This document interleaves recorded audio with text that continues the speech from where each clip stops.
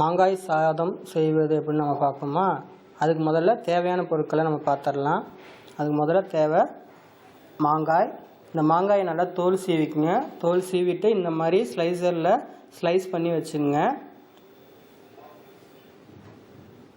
கடுகு, உளுத்தம்பருப்பு அரை டீஸ்பூன் எடுத்துங்க.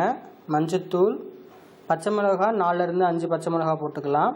கருவேப்பிலை, தேவைக்கேற்ப உப்பு, சாதம் நல்லா வடித்து இந்த மாதிரி உதிரியாக எடுத்து வச்சுங்க. சாதம் உங்களுக்கு இந்த மாங்காய் 4 பேர்த்துக்கு ஆகுங்க. அதனால் நீங்கள் அரைப்படி சாதம் எடுத்து, அதாவது 2 கப்பு ரைஸு நீங்கள் எடுத்து வச்சுக்கலாங்க. எண்ணெய் 2 தேக்கரண்டி, பெருங்காயம் தேவைக்கேற்ப. இப்போ இதை எப்படி செய்யலான்னு பார்க்கலாங்களா. மாங்காய் சாதம் செய்கிறதுக்கு அந்த தாளிப்பு எப்படி செய்வோன்னு பார்ப்போம்.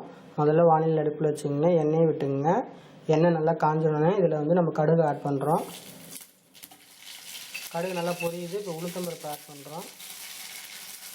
உளுந்து நல்லா பொரிஞ்சோடனே நம்ம மிளகாயை ஆட் பண்ண போகிறோம்.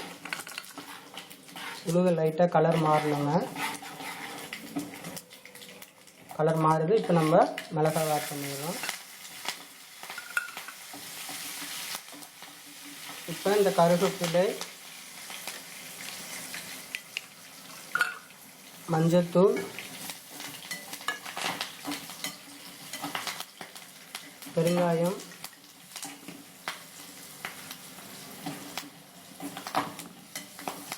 இது கொஞ்சம் ஒரு வறுபட்டோடனே நம்ம இந்த மாங்காயை அதில் போட்டுருவாங்க.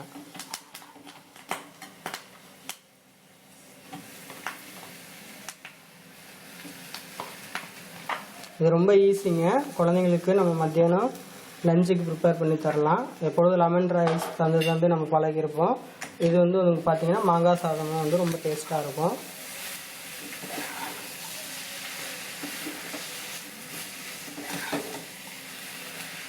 நல்லா வணங்கிட்டு நம்ம இறக்கும்போது நம்ம இதில் உப்பு ஆட் பண்ணிக்கிறோங்க.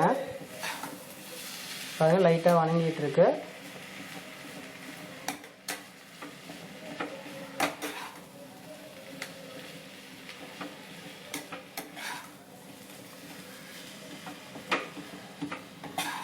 பாருங்க, நல்லா மஞ்சள் கலர் தெரியுது.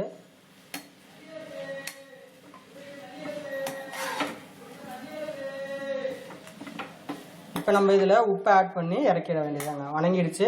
நம்ம தூள் உப்பு சாதத்துக்கு எவ்வளோ தேவையோ அதை தேவைக்கேற்ப நம்ம ஆட் பண்ணி ஒரு கிண்டிட்டு இதை இறக்கிட வேண்டியதாங்க. இப்போ நம்ம அதை சாதத்தில் கொட்டி நம்ம எப்படி கிளறதுன்னு நம்ம பார்ப்போம். மாங்காய் சாதம் நம்ம எப்படி கிளறோன்னு பார்க்குறோம். இப்போ நம்ம வணக்கி வச்சுருக்கிற அந்த மாங்காய் இதில் போட்டுட்டு, மாங்காய் நல்லா புளிப்பு மாங்காவாக இருந்ததுன்னா நீங்கள் கொஞ்சம் உப்பும் காரமும் கொஞ்சம் கூட போட்டு செஞ்சுக்குங்க. இதில் போடும்போது கொஞ்சம் கம்மியாக போட்டு கிளறி பாருங்கள். வேணுங்கள பத்தலை அப்படின்னா நீங்கள் இன்னும் கொஞ்சம் கூட நீங்கள் மாங்காய் போட்டு பிசைஞ்சிக்கலாம். அதனால் கொஞ்சம் கொஞ்சமாக போட்டு நீங்கள் கிளறுங்க.